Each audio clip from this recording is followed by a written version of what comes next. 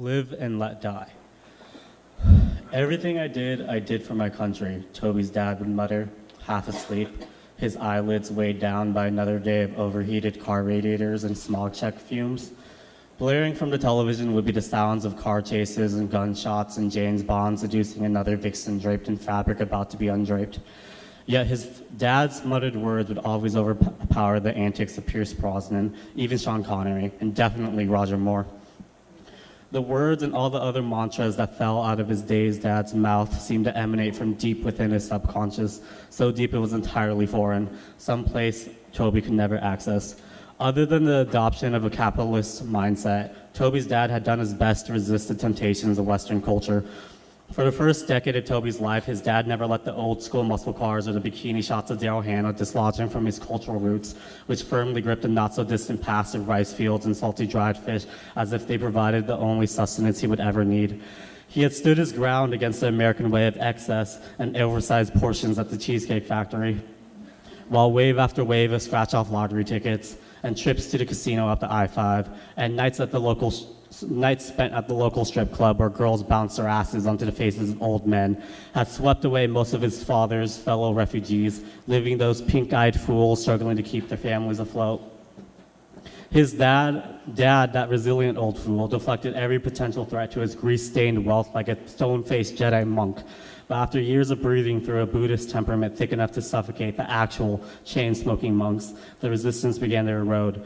The crashing waves left pores ready to take on whatever society wanted to project. What came to forever linger, to Toby's bewilderment, was James Bond. When he is of no use anymore, there will be no gain if he lives and no loss if he dies, his dad would chant, reciting some faraway quote, falling asleep to all the James Bonds of the screen, kissing all the damsels of the world. Who knew the origin? Maybe the other Cambodian mechanics introduced Toby's dad to the world, urged him that these films were what masculine American men watched. The James Bond series encapsulated a perfect combination of non-homoerotic fight scenes, of witty innuendos that made sex and alcohol posh and respectable, of classy women to lust after without messing with one's karma at the roulette table of reincarnation. Or so those rascals might have implied. Or maybe something about an undercover spy saving the world struck some chord deep within their past, compelling Toby's dad to play the films whenever possible, on a continuous loop. Maybe watching James Bond grab Honey Rider's waist with one hand and battle a flamethrowing tractor with the other allowed his father's repression of the regime, the killings, the piles of skulls to sublimate into a healthy dosage of endorphins. Whatever it was, though, it had thoroughly fucked with Toby's head. Every morning had been accompanied to the music of James Bond saying bankable quotes such as, "I'll do anything for a woman with a knife," or "I've always enjoyed learning a new tongue." Toby had dressed himself for school as his dad rewatched James Bond telling Andrea Anders he didn't recognize her with clothes on. Breakfast had been swallowing rice porridge as James Bond was attacked by the judo moves of Pussy Galore, who James Bond charmed by the time the school bus arrived. This whole scene almost akin to eating cereal while watching the Today Show, except the blonde woman flew jets. Afternoons had been solving trigonometry questions in the waiting room of his dad's car repair shop as James Bond dismantled a warhead and prevented Kamal Khan from nuking the world.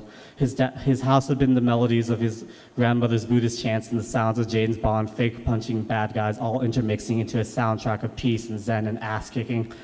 Family dinners had been his mother complaining about her schizophrenic sister as James Bond somersaulted from a speedboat or a plane, or from exploding speedboats to planes. And late nights, after Toby ran out of doodles to draw, had been Toby studying his dad, watching James Bond, the curvature of his overworked posture, the mysterious mantras he muttered half asleep, how the glow from the television made him nearly unrecognizable. These nights were Toby trying to make any sense of anything at all. One night, Toby snapped. One night, Toby left his bed, saw the television entertaining no one, and, like a poltergeist that ensnared him from behind the cathode rays, found himself climbing into his dad's beat-up recliner, seduced by James Bond seducing another woman.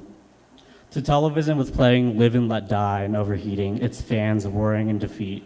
Toby noticed how mechanical Roger Moore in his first performance as James Bond seemed, how forced every raise of the eyebrow appeared. He watched as Roger Moore, using a stack of tarot cards, tricked the psychic Solitaire into sleeping with him, causing her to lose her fortune-telling abilities. Toby tried to compose himself in the manner of his dad, just as Roger Moore tried to fill in the shoes of Sean Connery. He tried to see what his father saw, tried to catch every bit of dialogue. Still, all he thought about were the stacked tarot cards, the implication of a debonair Anglo man manipulating fate and fucking the power out of a woman in a film riddled with stereotypes, with Caribbean dictators and black gangster pimp mobiles and scantily clad bombshells. Unable to shy away his thoughts, Toby retrieved his notebook and pencils. He paused the film and began to draw, determined to capture every inch of Mawson's sin, every nuance of Roger Moore's handsome, velvety face. When he finished drawing, he fast-forwarded the film, which we discovered another scene with the potential of a hidden meaning, of a punctum that would unlock the murky depths of his dad.